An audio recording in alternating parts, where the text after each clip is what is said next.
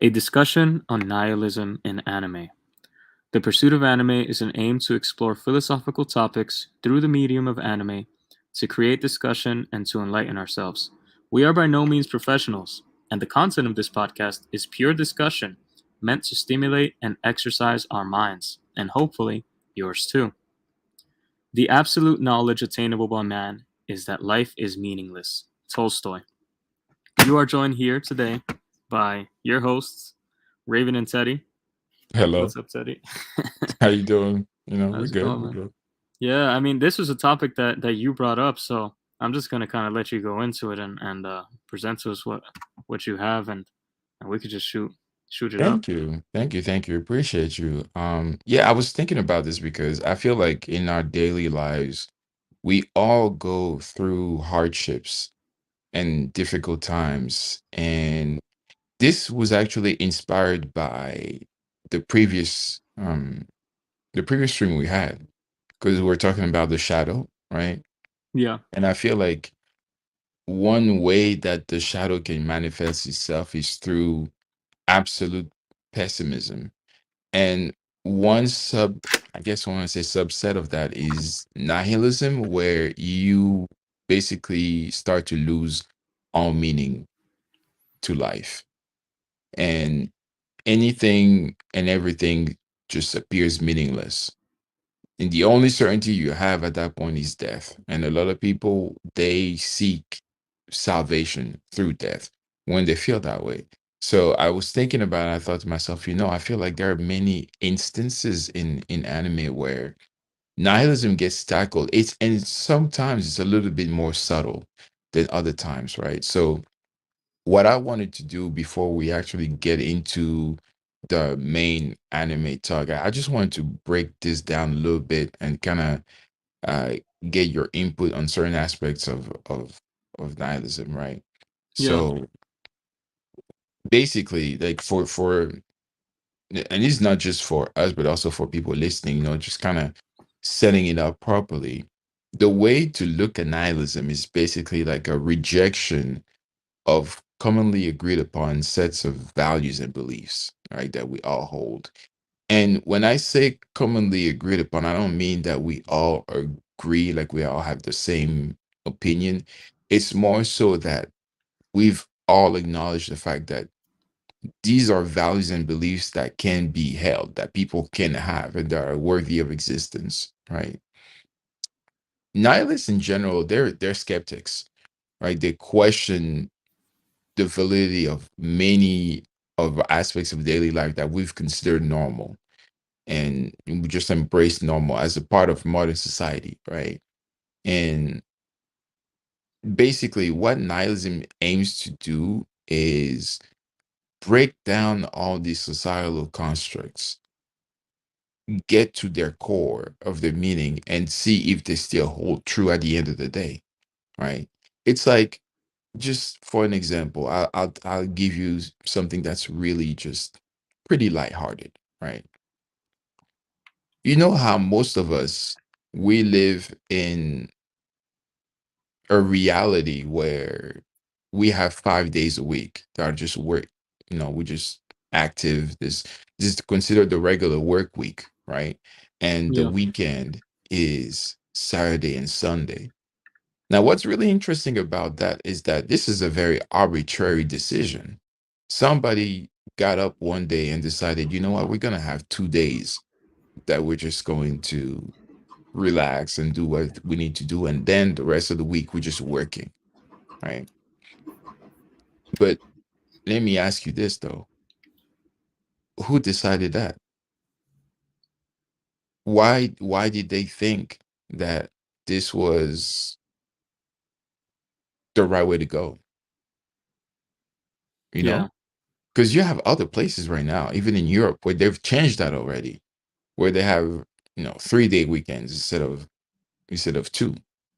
So this is just like a small example of what the nihilist does, where in the most extreme of it, they strip everything of all meaning, and the only certainty in life is death in their eyes. But on the other spectrum, you have the more subtle side of nihilism, where it's more so actively questioning accepted reality and coming to a conclusion of, oh, maybe this shouldn't be this way. Maybe there are Hmm. other ways to do this, right? So with this, right? I wanted to ask you something because I was going down the rabbit hole on nihilism. I I noticed like it's one of those concepts that's really subjective depending on who you're dealing with, right? Because there's what we call optimistic or positive nihilism, and then there's the normal nihilism. And to give you an example, it's like positive nihilism essentially is accepting that you live in circumstances that you may not necessarily be able to do anything about. So you try to do the most of it, right? But with normal or regular nihilism, it's more so, it's kind of self-defeatist, right? Where you just accept that this is the reality, and why should I even try, Yeah. right? Because it's all pointless at the end of the day, and we all headed in the same direction, which is death. So why would you bother? Might as well get there a little bit faster, right? Where other people are like, no, I'm gonna try to make the most of it, have as much fun, because that's going to be the end anyway, right? Yeah. So I wanted to ask you this because we had this conversation about, you remember when we talked about immortality and everything? Yeah. Okay. What do you think would happen if immortality uh was possible in terms of nihilism? Like, do you think that it would still be a concept that exists? Because I feel like a lot of it hinges on the fact that we have very finite lives, right? But what if that wasn't the case? I think that even if we had like infinite lives, there would still be kind of no meaning to life. Ooh, what do you mean by that? I just think that I mean, I do believe in nihilism. I do believe there's no intrinsic meaning to life. I feel like we are kind of meant, if you could put it that way, we're meant to kind of put a meaning to it. We each, through our lives, through the way we walk in life, Mm. um, we just generate a meaning to kind of this lack of meaning. That's just the way that I go about life. I don't like really believe in I don't subscribe to any like religious beliefs or anything like that for the most part. I just believe that life is kind of like meaningless, and I'm making my own meaning with my own life. That's the way I see it. So I feel like if we had infinite lives, that would be a great way of going about it. But I think that just inherently having an infinite life wouldn't change that simple fact to me. With what is a simple fact to me? That's fair. I understand that.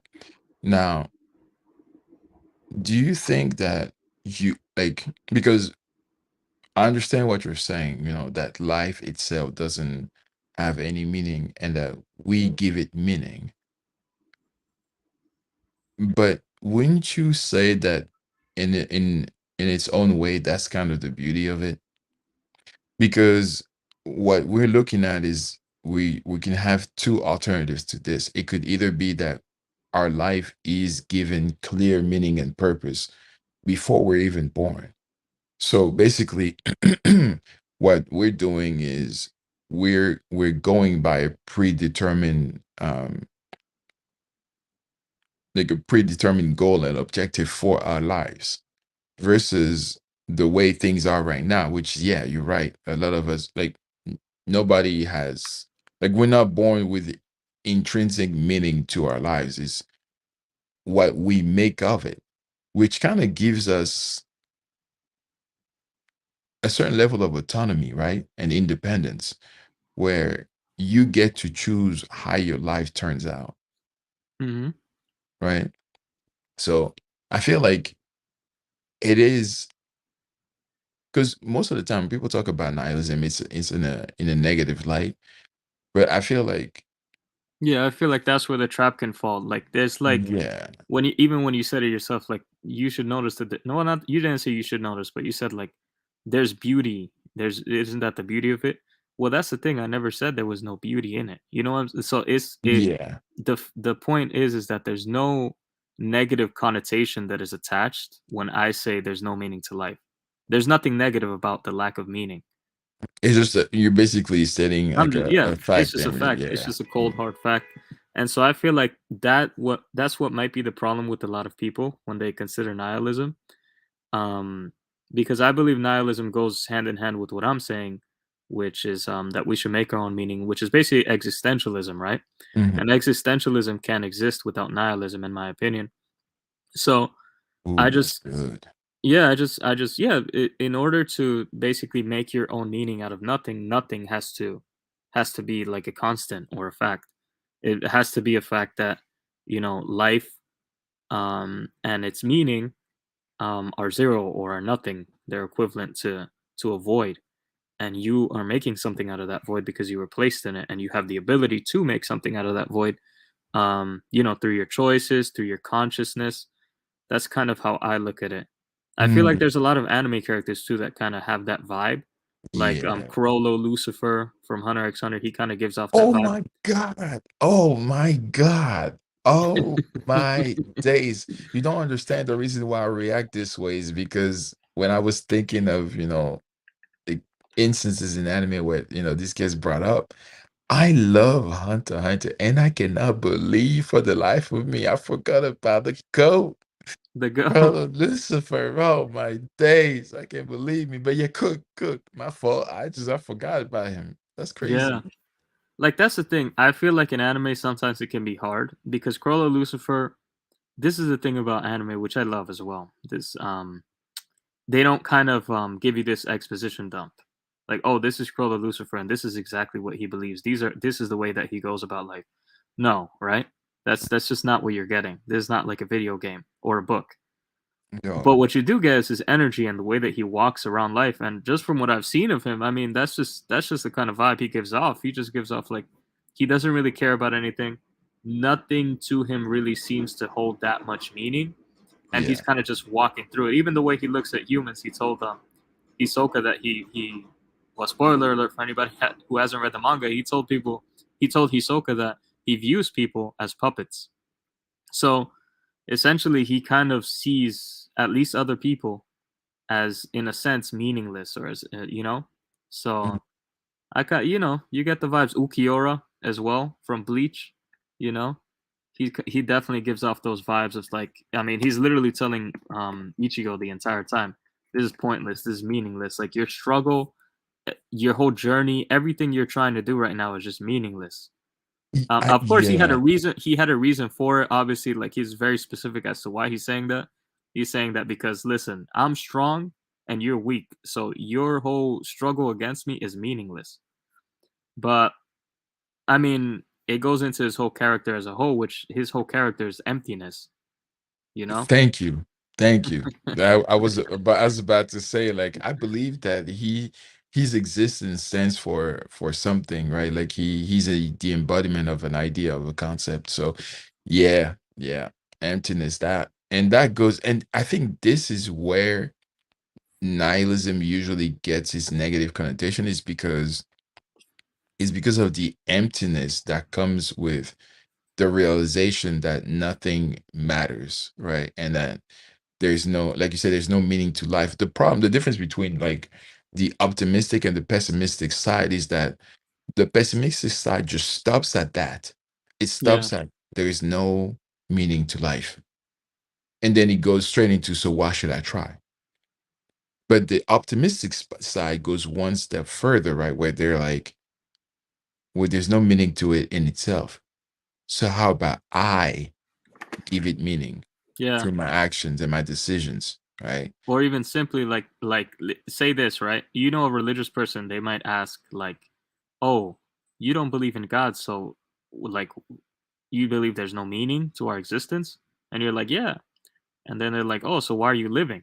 And then like you're saying, the pessimistic side will just hear that and be like, oh, well, you're right. Why am I living? This is Let me go jump pointless. off a bridge real quick. Yeah, let me go jump off a bridge right quick and see what to do on the other side. But the optimistic side or the existentialist will say, listen, you're right. Let me answer that question. Here's all the meanings that I found through life so far and why I'm living, why I'm moving forward. It can be family, it can be a passion, hobbies, what it can be something as simple as I love the taste of milk, and if I die, I can't taste milk anymore, so I'm not gonna die. Yeah, Someone it like can be Denji, something so simple as that. Yeah. someone like Denji, who he like if it wasn't for women and sex, he could literally care less about life, you know? So Yeah, that's true. Like these goals, like they're mundane, but they give meaning to his life. So he's like, nah, life is worth living.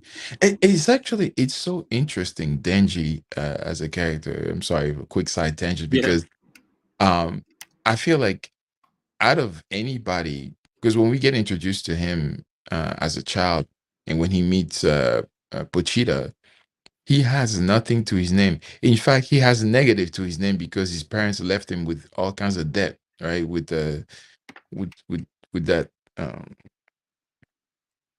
that mafia organization or whatever that he ended up working for to repay said debt.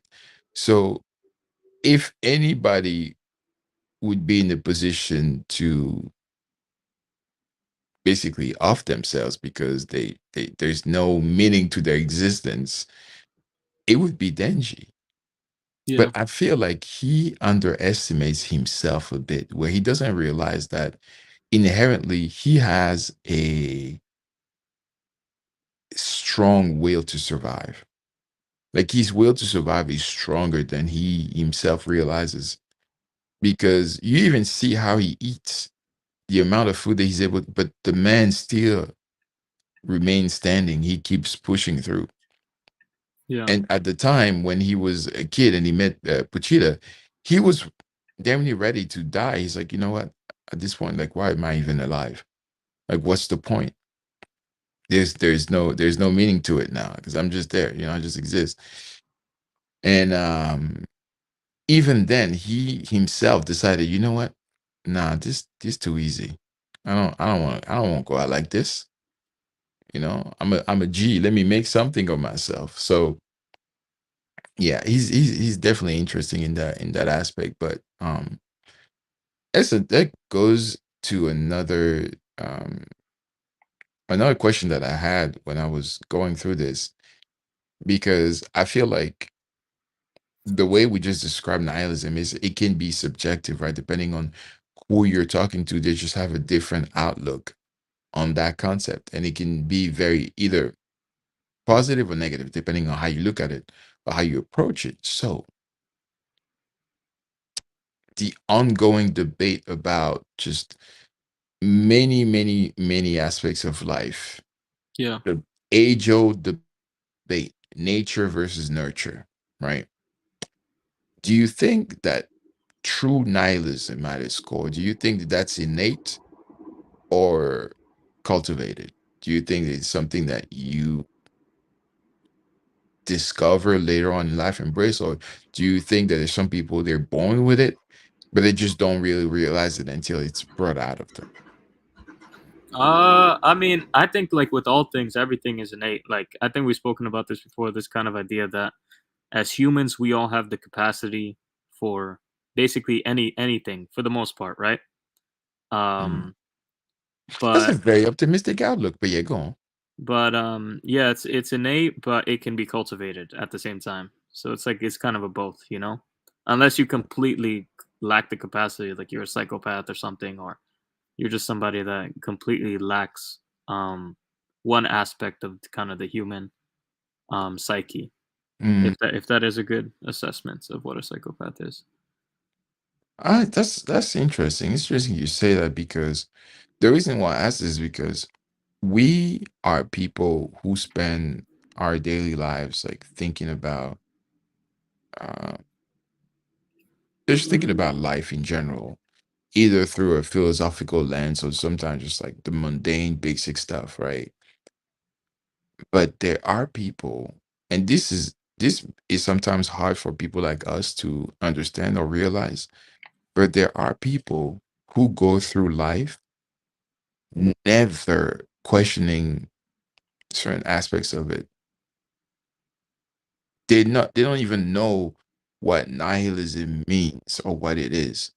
And Yeah, if of you were course. to explain it to them, they'd be like, "Well, shoot, I can't relate. I don't like I don't know. I'm just going through life." Like, you see what I mean? Where there's some people like we, for better or for worse, we really get caught up in exploring those ideas about the meaning of life or just other aspects of life. Like, for example, why is ass superior to boobs? Right? It's just mundane things like that. Like we just think about.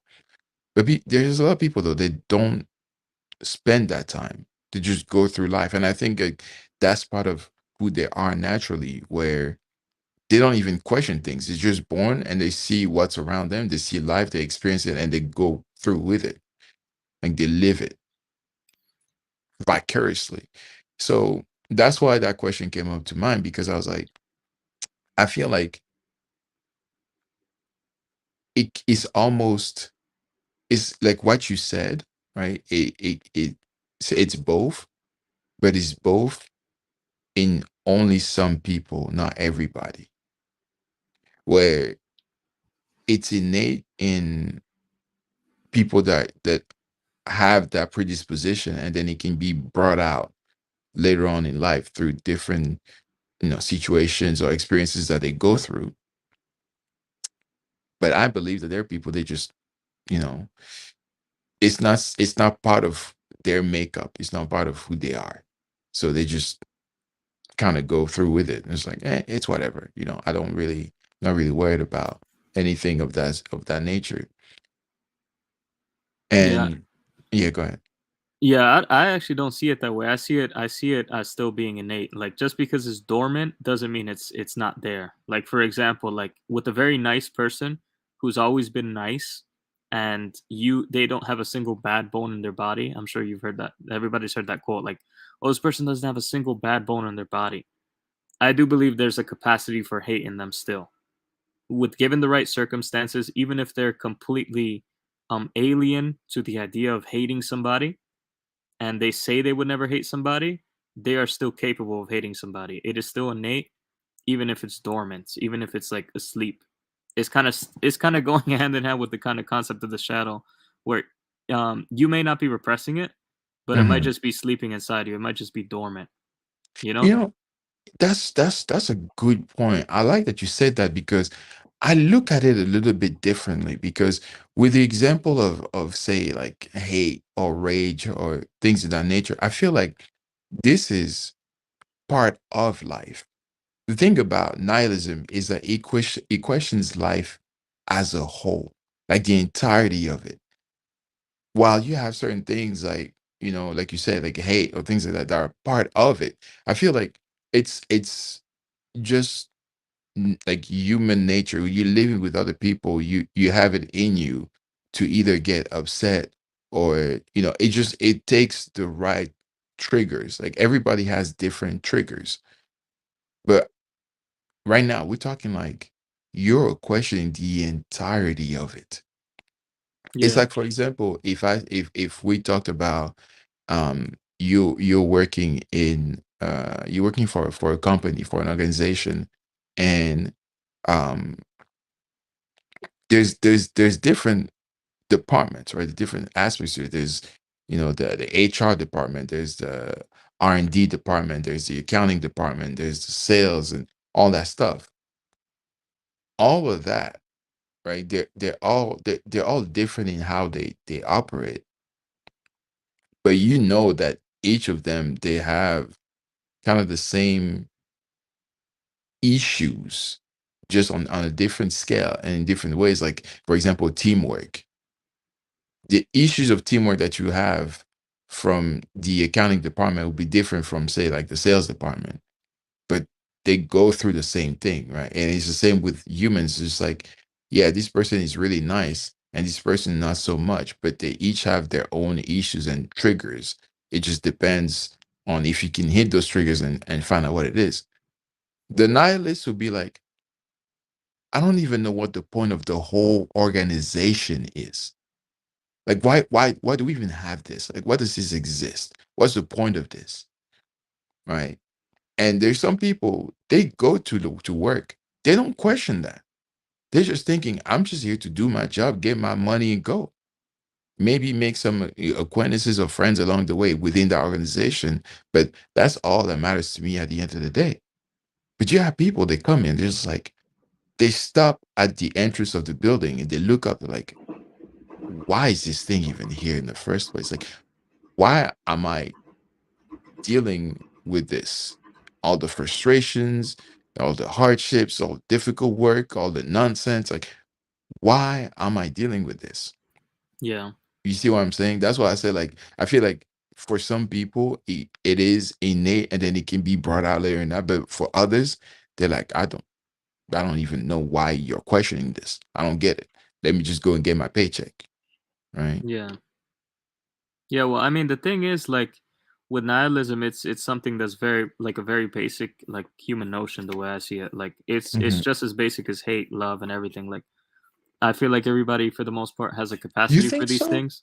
Yeah, nihilism is just like a belief in meaninglessness, and existentialism is basically a belief in meaning. So I feel like we all fall on that spectrum, whether we like it or not. We Oh, all that's a good. Yeah, go we ahead. all I we hear you. all we all either believe that life has some sort of meaning, or we believe that it has no meaning, whether we think about it or not. We just go through life, and that's kind of attached to who we are. So I think it is a very interesting notion you're bringing up and an important distinction because you basically jumped the gun a bit because I was going to ask you this later because I believe there is a difference between believing in nothingness and not believing in anything. And for nihilism, I think what happens is that they don't believe in anything. Like they start questioning everything, and the end result of that is not believing in anything. Because I've thought at first that it was a belief in meaninglessness, where they're thinking that like they believe that life in itself is pointless, but I feel like it's more so that because they don't believe in anything, that's how they get to where they get to. You see what I'm saying? Where they're they're searching for meaning, right? They don't come in necessarily believing that, oh, there's no meaning whatsoever. Like they search for meaning, and in that search for meaning, they find nothing, and that's where that's where they stop believing in anything because they're like, Yeah. I searched for meaning and I couldn't find it. Yeah, I Right. mean, they both go hand in hand, right? Like it's like having a questioning mind, having a pragmatic mind is still something that's innate and dormant in all human beings. We all have the capacity to like question everything and really kind of like overthink things. So it's just See, I'm gonna have to disagree with that because I know for a fact that you've interacted with people who you've even questioned that if they think about anything. I know you have. this is Because the we had thing, Teddy. conversations I about feel like this. there's a miscommunication in what I'm saying and what you're Uh, kind of receiving from it. okay, I'm okay. saying that there's a capacity in them for that. I'm not saying that they do that. I'm just saying there's a capacity in them for that. So for example, it's like the example that I brought up before of the extremely kind person. You would look at them and you would literally say this person couldn't hurt a fly.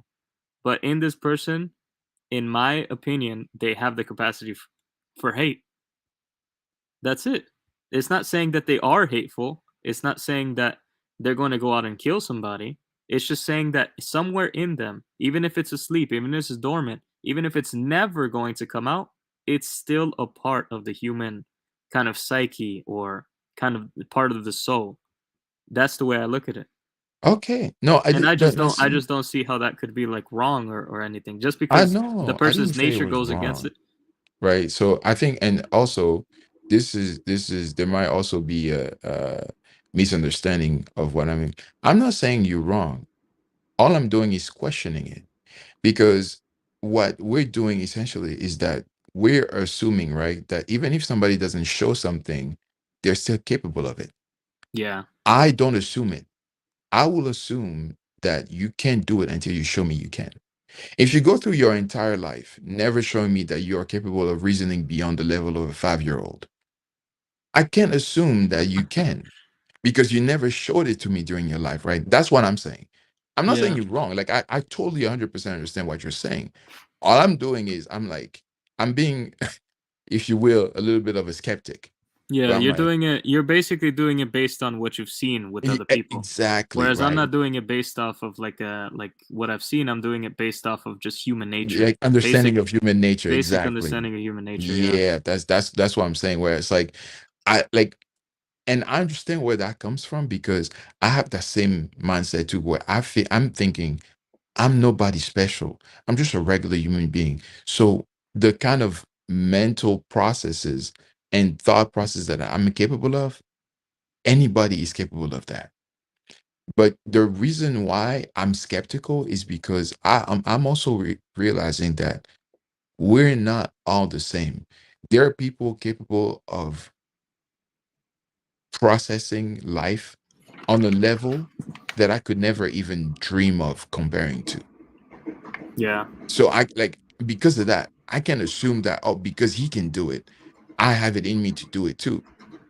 That's just not, that's just not the reality. There's some things that you just, you can't do. For example, the way that you're able to break down boxing, for example, Yeah. that passion, I can understand it. I can relate to that in tennis. I will never be able to step into the boxing realm and compare to you in any way, shape, or form. So that's where my skepticism of people's ability to reason a certain level comes from, is because, like, for you and me, for example, we talk like this on a fairly regular basis, whether it be, through chatting or just, regular conversation. We talk like that on a regular basis. So it's something that, yes, maybe a little bit innate, but we practice it. So for me, it's very difficult to assume that there's people that can really think like that, or that could reason like that, because they don't show it. Because they don't show it, I'm like, do you have it in you? Like, if I try and bring it out of you, is something going to come out, or is it just that that's just how you are, right?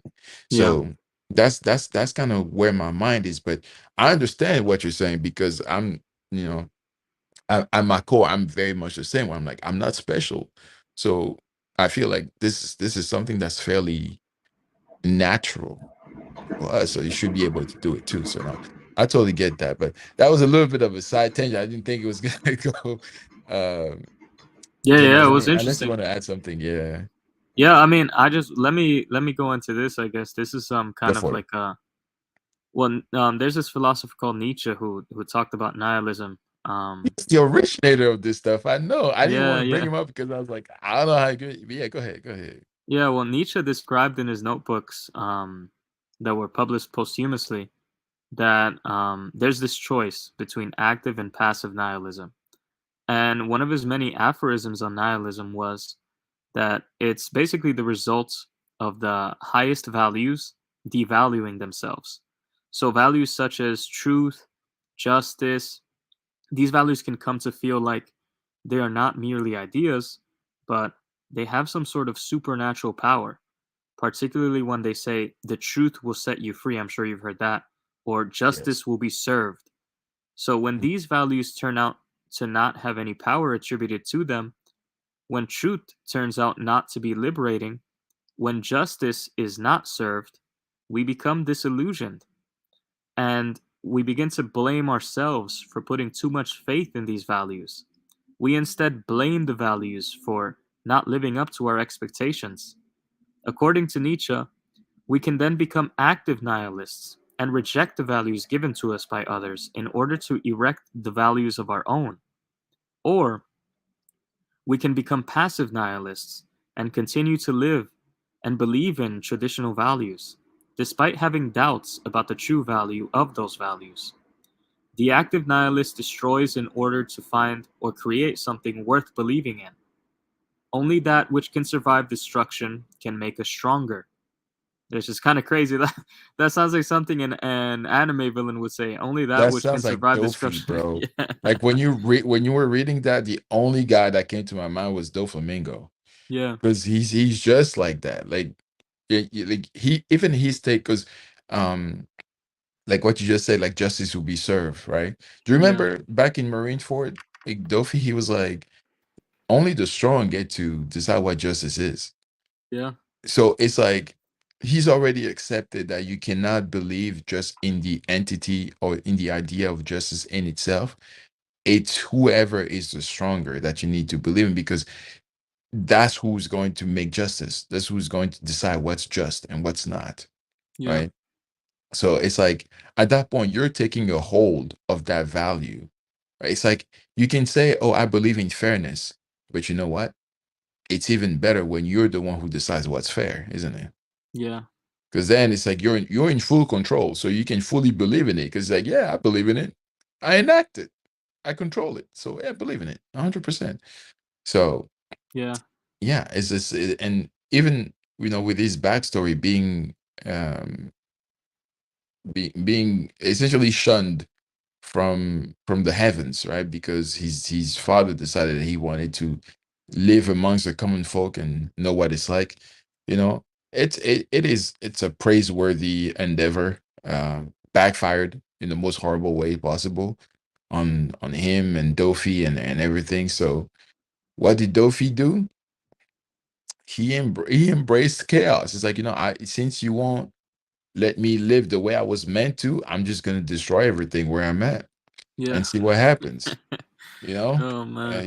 he's that's why when I thought about nihilism and the way that Nietzsche describes it, I was like, yo, this is it's like he was the precursor to Doflamingo's existence. I wouldn't be surprised if Oda studied him a little bit before creating Dofi. He's like, hey, this is interesting. Let me cook. Yeah, Let me cook with this guy. See what happens. yeah. Well, we found a great example for the active nihilist in anime. How about for the passive nihilist? So let's go into what Nietzsche says about the passive nihilist. So he continues on and he says the passive nihilist, however, does not want to risk self-destruction, and so they cling to the safety of traditional beliefs. Nietzsche argues that such self-protection is in reality an even more dangerous form of self-destruction. To believe just for the sake of believing in something can lead to a superficial existence, to the complacent acceptance of believing anything believed by others, because believing in something, even if it turns out to be nothing worth believing in, will be seen by the passive nihilist as a preferable to the taking to the risk taking of not believing in anything. To taking the risk of staring into the abyss, a metaphor for nihilism that appears frequently in Nietzsche's work. Do you think that there's somebody that kind of comes to mind as a passive nihilist, somebody who's basically just believing just because they need something to believe in? Yeah, yeah. Um, oh gosh, there's like when you say that, there's like I know that I remember seeing a lot of characters who matched that, but I just can't remember for the life of me who. I have one very clear example, but it's not so much like believing in anything. It's more so hoping for something, and that's Saitama, where Yeah, even before he becomes the broken entity that he is, like this, supernatural force of nature, he already had a pretty bleak outlook on life. Remember when he was like uh going to job interviews, applying for salaryman positions? yeah, He had no life in his eyes. So he just like went on about life, just believing that he was gonna find meaning through a job or hoping for it, right? And then he has the altercation with the crab villain, and it brings out that spark that he had when he was younger of being a hero. And then after he trains and becomes ridiculously powerful, he loses that spark again because now he can't, like, his meaning to life was finding strong opponents and defeating them. Like that's what brought him life. And then when that was taken away from him, he just kind of started gliding through life. And you see it with his blank stare and expression sometimes, where you can see this man is just, he, see, that's the funny thing where it seems like nothing really matters in his life. Not Yeah. much matters anyway. But he keeps the belief that one day he will get that rush again. He'll find somebody that can match him and give him that joy, give him that spark. So that's why I was like, I'm thinking of him, but I think it's a little bit different because for him, it's more so like he's holding on to hope that one day this will happen. So there's still kind of something there for him to keep going, but his day-to-day life is like there's nothing. Nobody can stimulate me the way that I want to be stimulated. Right. So, and that's funny because in season two, he has this conversation with King, the the guy who Yeah. looks like he should be a top tier hero, but the King engine is actually him freaking out. So he basically, they have this conversation where he's like, you may have lost meaning in this one way of being a hero, but have you actually really tried thinking about what it means to be a hero beyond just punching bad guys? Yeah. Maybe if you stayed on that journey to find that meaning, you might, your life may have some to it again, right? You may find a reason to live and to be a hero. That was a beautiful moment. That was it, and I was not expecting that from a guy like King, honestly, because he's somebody he basically is constantly riding Saitama's coattails, where he just found himself at the right place at the right time every time Saitama killed a villain. So they gave him the credit every time. But it's like, no, it's not him. So it's really interesting that he had that conversation with him. But yeah, it's, I'm pretty sure there's other characters that, we could think of that match that description of just believing for the sake of believing. But I can't think of one for the life of me Yeah, it's kind right of now. hard, even though there's some that kind of fit that bill. I Yeah. feel like there would be a lot of like villain underlings that would fall into that category. Yeah. Yeah. Oh, you know what? Maybe like yeah, yeah, go ahead. Um, I was gonna bring up my hero. Oh, what about it? Yeah.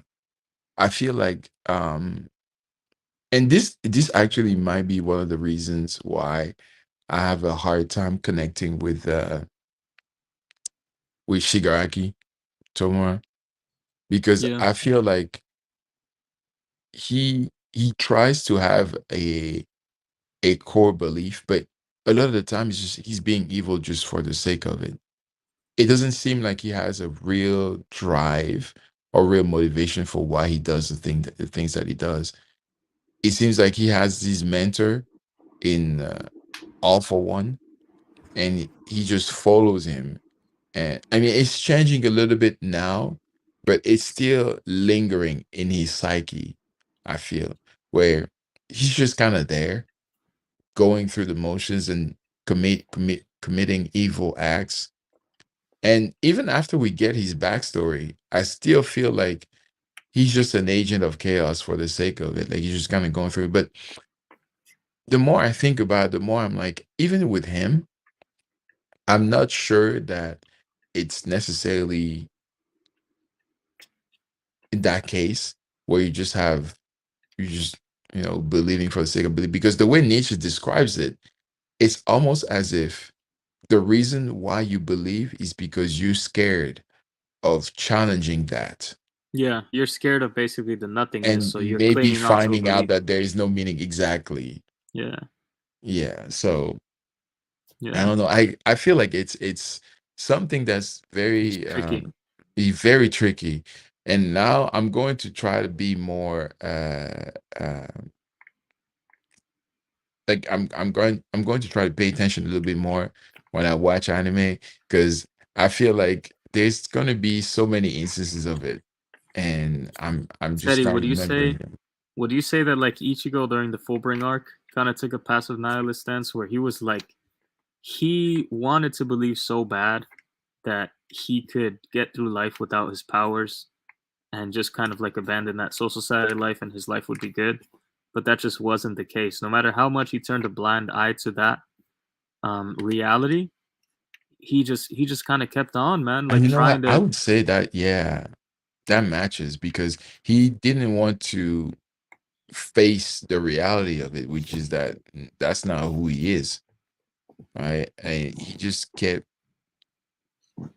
hoping that he could be okay with the way things were, right? And Yeah, it's one of the situations where your circumstances force you to adopt this kind of mindset where it's like, you know what, no, this is okay, this is fine. You know, I just if I keep believing it in enough, eventually it will become true. You know, I have to yeah, worry about facing the reality, right? So yeah. And every time somebody within the soul society or somebody involved in that kind of spiritual realm would come and like tell him like, oh, you need to like pay attention to this, he'd just be like, oh, well, that doesn't concern me anymore. Basically like I'm just part of the humans now, and that's just couldn't be further from the truth. You hmm know. yeah. So yeah, I do feel like that would be a good example, maybe. But yeah, passive It nihilism, could I be. feel like it's harder to find examples of in anime. You know what? It is because you can think of some character like how we thought of Dofi, right? Where it strikes you really, really in a very stark way. You remember, like even as you were reading Nietzsche's work, I was like, oh, that's Dofi. Oh yeah, like let me, let's explore that. Um, but yeah, and you don't see it. I feel like it can be very subtle in anime sometimes. Even what you call it? I know you didn't watch this, but Cyberpunk Edge Runners. Oh yeah, I watched like one Kind of episode. yeah, and you were bored out of your mind. Yeah, it didn't work Uh, out for me. yeah, I forget the name of the main character. I think it's like David um Ramirez. I forget. Yo, people are gonna butcher me in the comments because I don't remember his name, but I think it was David, the first name. But um, yeah, he was in a interesting predicament because basically their world um values hierarchy and your background, your upbringing, things of that nature. Where basically, if you come from a renowned family or come from a renowned background, you basically have all the doors open to you, right? In terms of opportunities, success later on in life. And David, he didn't come from one of those families, right? Like he only had his mother left, and they were basically struggling to get by. And he found himself in a situation where he could have just accepted the status quo and went along with it, or you know essentially rebel and go against it. And that's what he ended up doing, right? But I don't even want to bring up this example too much just because the reason why you drop Cyberpunk Edge Runners is the reason why a lot of people say it's okay. Like it's the animation is nice, it can be really edgy, but sometimes people equate good animation to quality, and I just look at them like, no, that's not. Mm-mm. Just because it's pretty don't mean it's good. You know, I mean, we know that about our day-to-day lives. Just because a woman is pretty doesn't mean, yeah. I'm just gonna stop right there. But basically, with cyberpunk, it's like it's pretty, but it's fairly. It has its moments, right? It has moments, but as a whole body of work, it's pretty surface level, Yeah. right? And not saying that there's anything wrong with being surface level. You have to do it well. Think of a demon slayer. Hmm? It's the story's not that deep, but the execution is so on point that it just works. You know. Yeah. Have you So ever seen the anime Kisnivers or Kisniver? mm, no, it does not ring a bell. What's that about? That's basically this one where I remember the main character, he had like white hair, and I think it's like seven people from high school.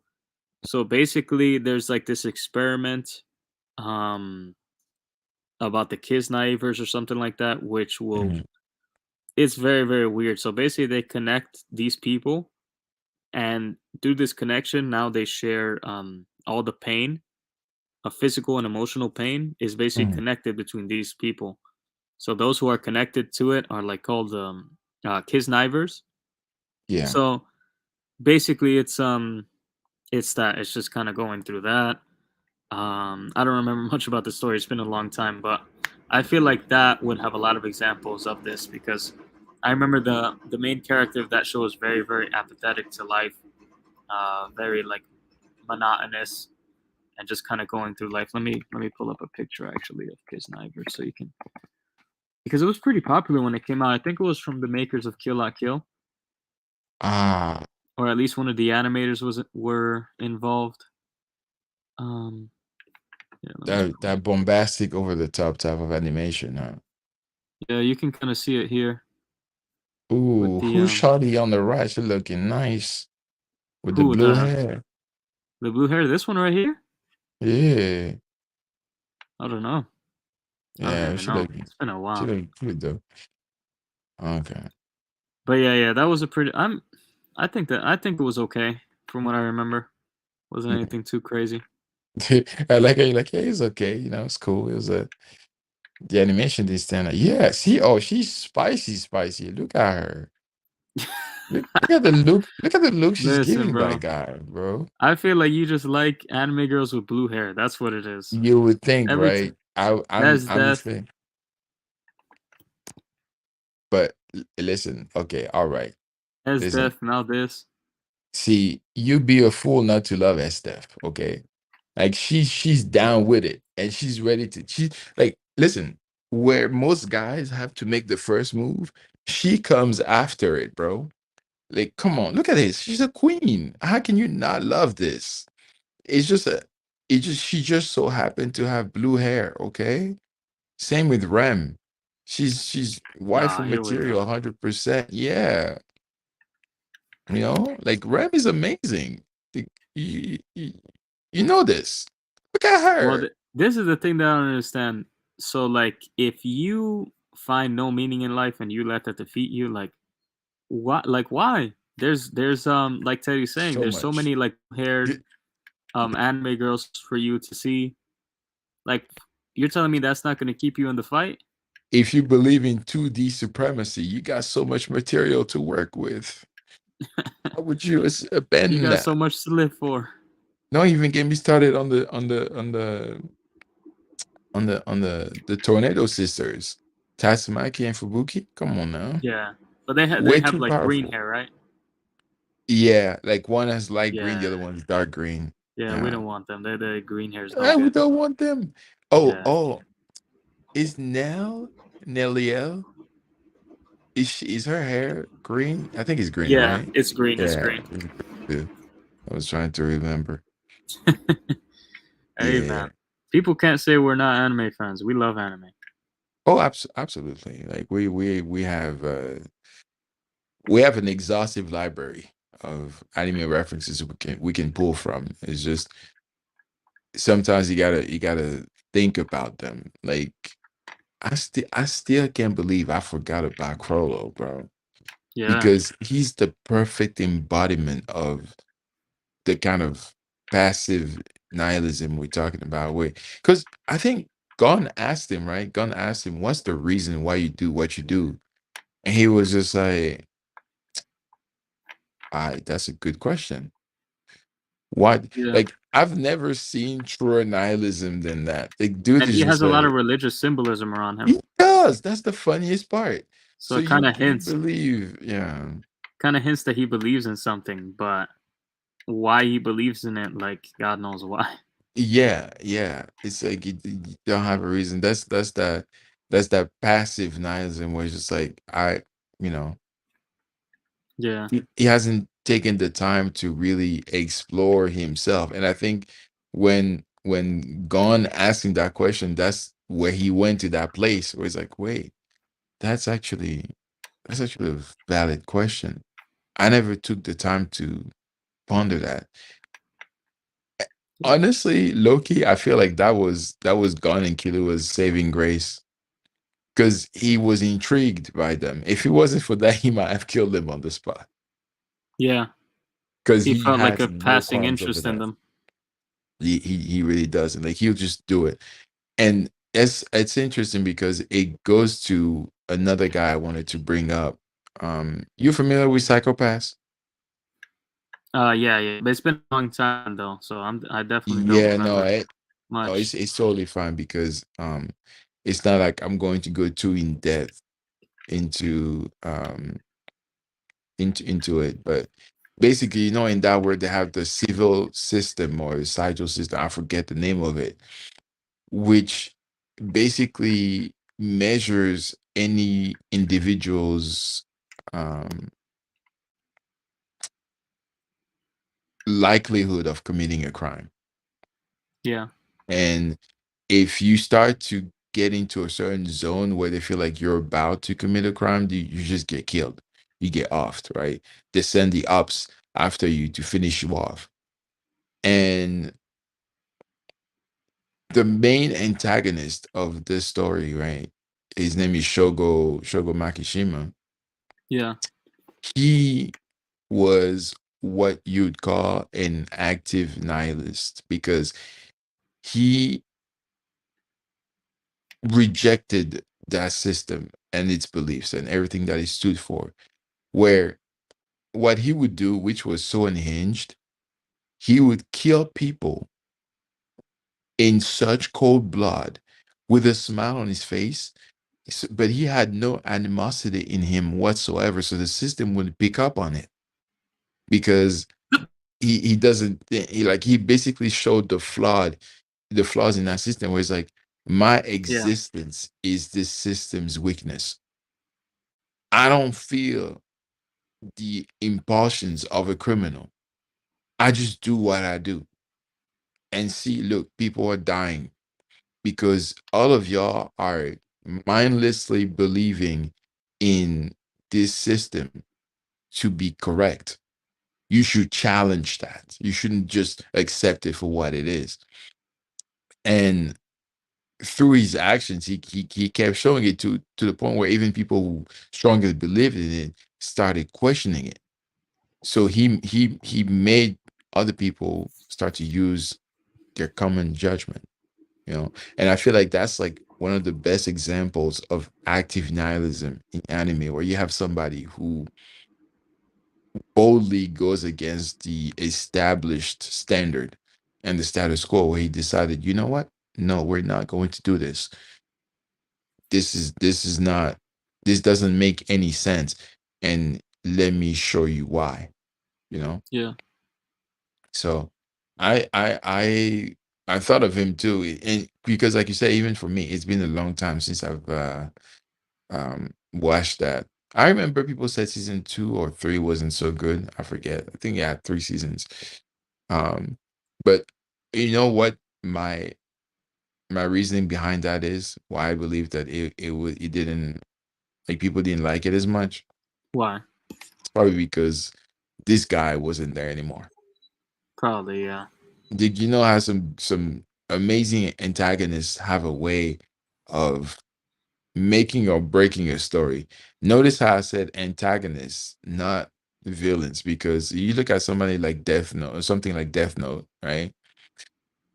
The antagonist is L, but technically he's the good guy, right? Because he's trying to stop light. So, but when he dies, everybody says, "Oh, the story went down the drain. It wasn't so good anymore because Nero and the new guys that were going up against light, they just couldn't measure up to L." It's like, okay, I still enjoyed it for what it was, though. But that's another example of how you gotta have a great antagonist, and it's gonna make or break a show. But Yeah, and speaking of that, Dio is one of those characters. oh And god, Dio had an interesting kind of philosophy on the world and people. He was actually talking to Polnareff, and and he asked Polnareff, for what purpose do humans live?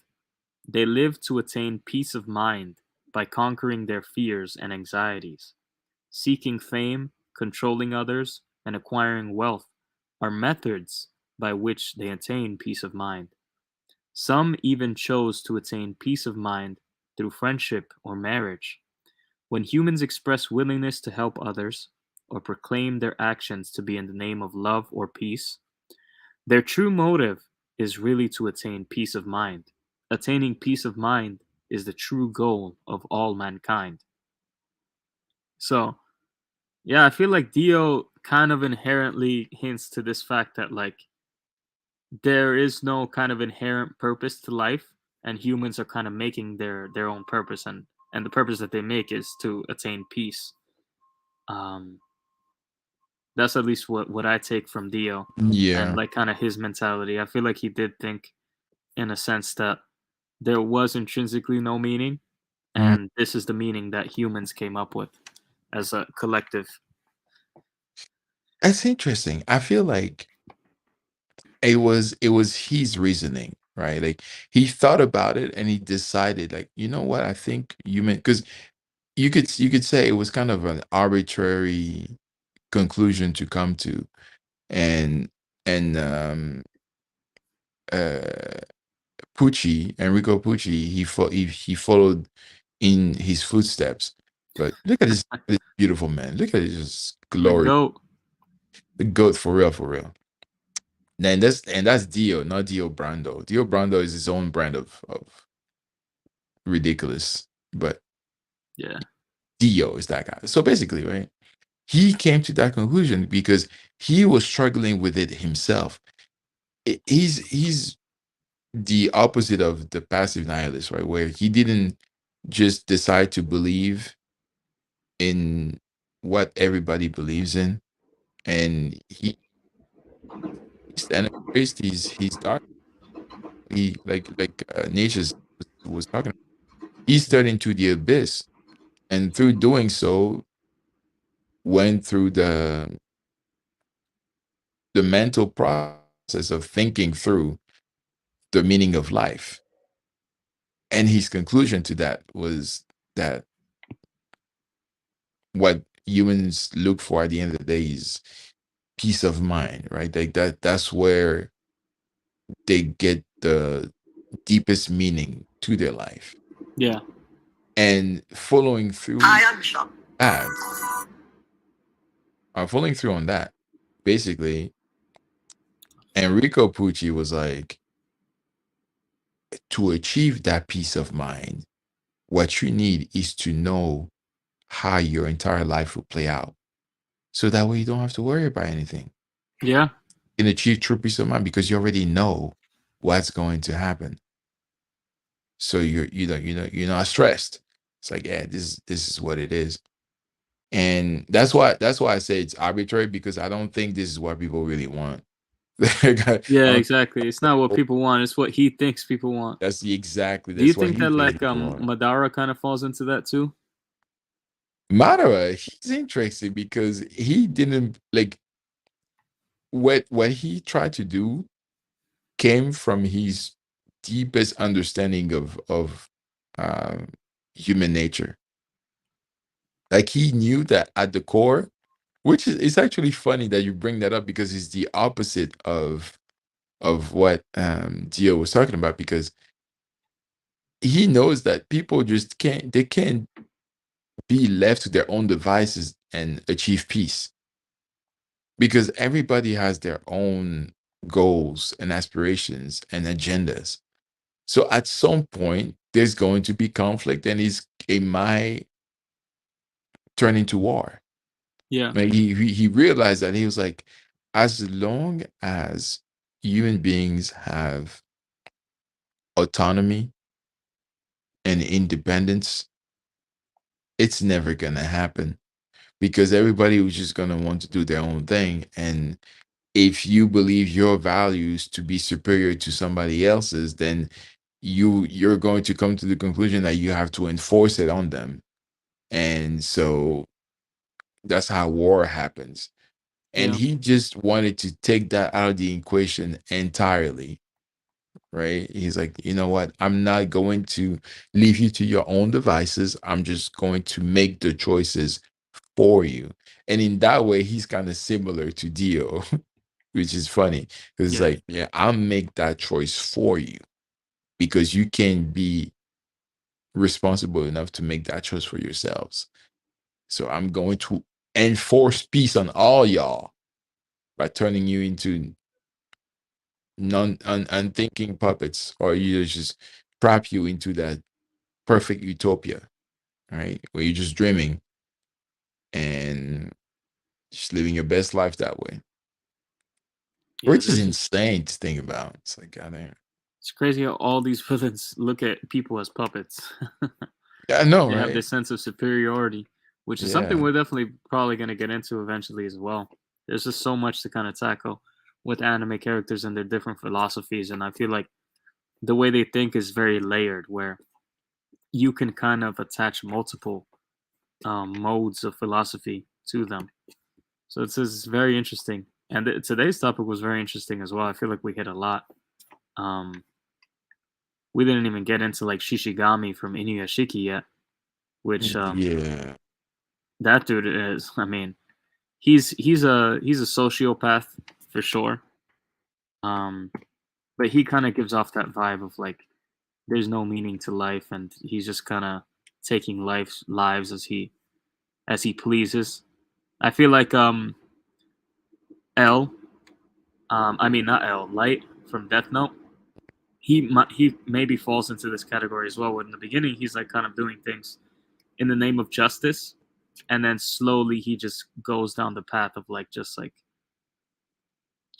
meaninglessness with humans' life. Like it's just like meaningless, just mindless, like life taking, you know, which you Mm. can take it as. And so yeah, there's like a lot of a lot of layers to these guys. I think that Oh, people for sure. people really may not consider. When you start indiscriminately killing people, I mean, that's you got a question like, why even still doing this? And yeah, like this guy, he's a menace. Look at that. Look at that. Look at that face. Like he is a straight menace. And that's the thing. Like it's interesting because he was looking for meaning in life, right? And that goes back to the beginning of this conversation where it's like when you go through the process of searching for meaning, depending on who you are, what you find might be very positive and optimistic or unbelievably destructive. Yeah, And for him, he went into the destructive route where through seeking meaning and then through being given power, that's the conclusion that he came to. You see how power can make people act out. yeah, I saw this thing.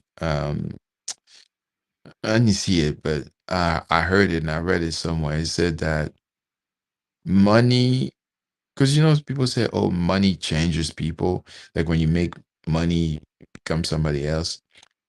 And I read somewhere, I heard somewhere people say, no, money just makes you more of what you already are.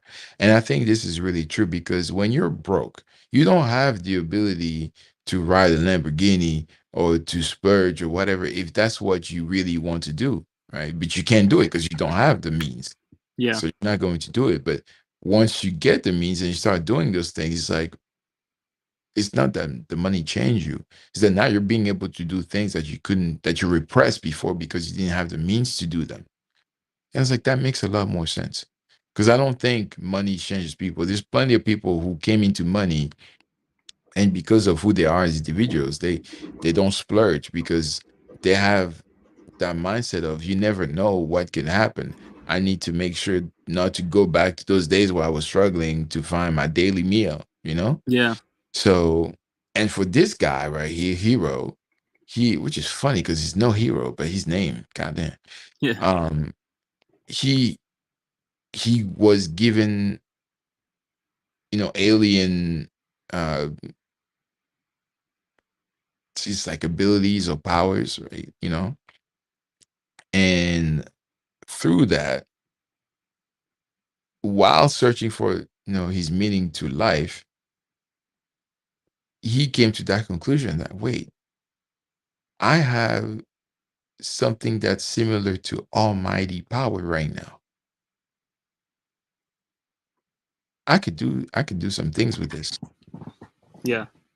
Right? And as I started doing the things that he did, and what's insane about him is that you can tell that it's not really.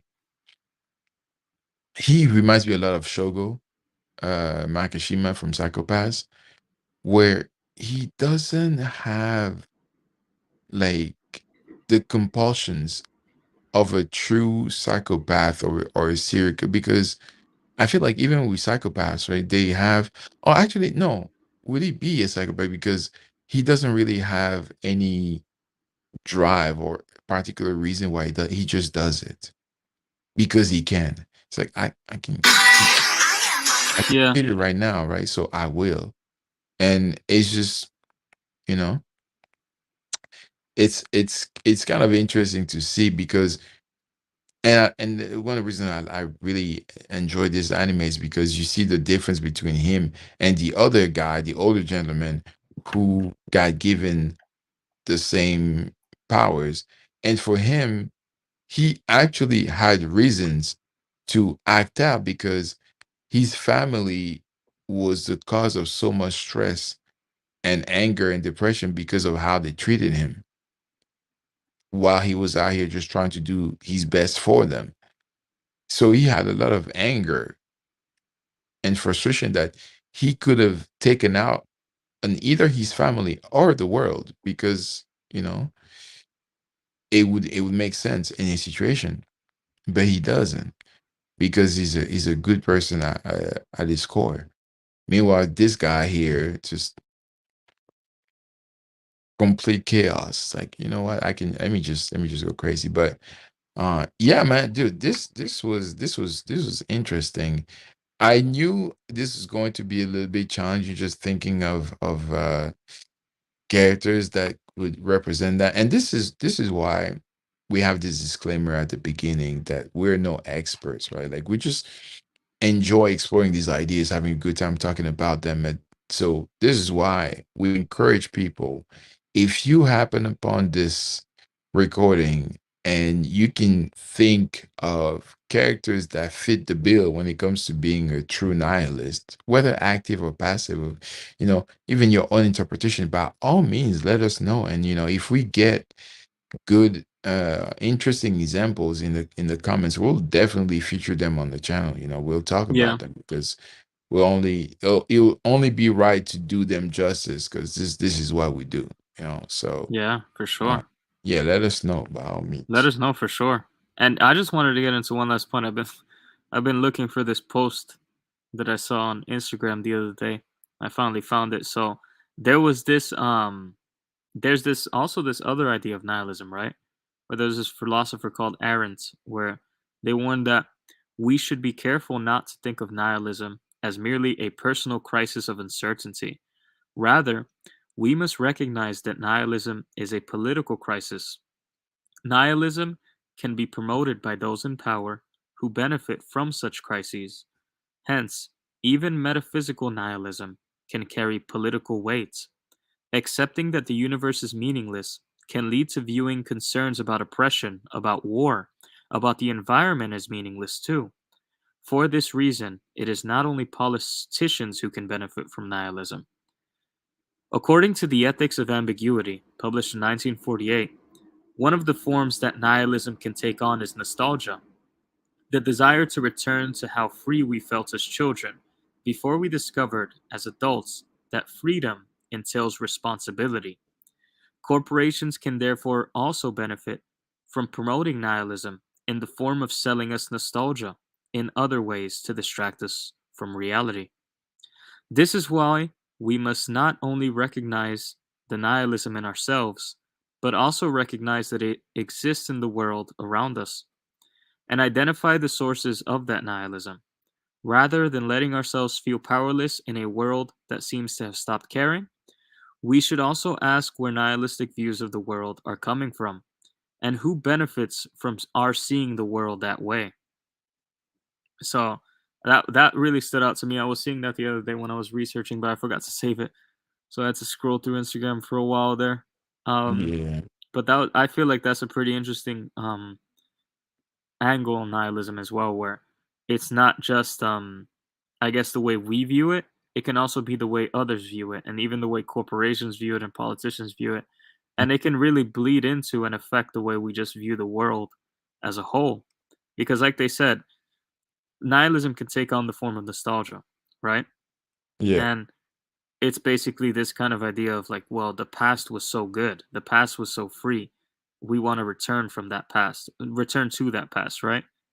So Mhm. the corporations can use that to sell us nostalgia, right? Oh, well, here's the original Coca-Cola. You remember when you used to drink Coca-Cola as a kid and it used to taste so much better? Well, Yeah. here it is. Um, here's a reboot of that movie that you loved when you were young. Come and buy it, you know? Mhm. And it can even manifest in other ways as well, which can kind of feed into consumerism and other negative, I guess, facets of our life. So, yeah, that's just something I wanted to bring up before we wrap up. Nihilism is something that I feel like this is only just like the tip of the iceberg For sure. of the topic for us. We're probably going to get more into it as we go on. Um, and yeah, it was really great talking Yeah. to you, Teddy. Thanks for bringing this topic. It was a really good one. Hey, thank you, man. Thank you for, being willing to go down the rabbit hole with me, explore this thing. And, like you said, it's going to be something that probably comes back, maybe like a part two or something. And this is I can say this much for any other topic that we cover on the channel because that's just the nature of it, right? Like the constant exploration of these ideas. And um yeah, like I said earlier, I'm going to try to be more active in the way that I look for nihilism and like not necessarily actively looking for it, but just pay attention. And when I Yeah, see it, I'll be like, "Ooh, wait, that's kind of what we're talking about." Make a mental note to bring it up later. And also to you guys listening in, if what we said stimulated something in your brain, reminded you of something that might be worth covering on the channel, please let us know. Always welcome all suggestions. yeah, for sure. For sure. This was a great discussion. I hope that everybody listening feels the same and was able to kind of get something out of it. And and drop a comment like Teddy just said, start up a discussion with us cuz we're always down for that. We're always happy um to hear what anybody has to say about what we've said for sure. It's a privilege that, people would even listen. So, definitely drop a comment if nothing else, and we'll be back next week with another discussion regarding philosophy and anime. And it's been a great few videos so far, so we're definitely going to continue, and we're really happy doing this type of content. So yeah, we're growing, and we're gonna you know keep on going. And with Take the that, world by storm, baby. Yeah, take the world by storm in a sense. So with that, this was the pursuit of anime, on the nihilism in anime, the portrayal of nihilism in anime, and we'll catch you on the next one, I guess. Thanks for watching. Peace. Peace.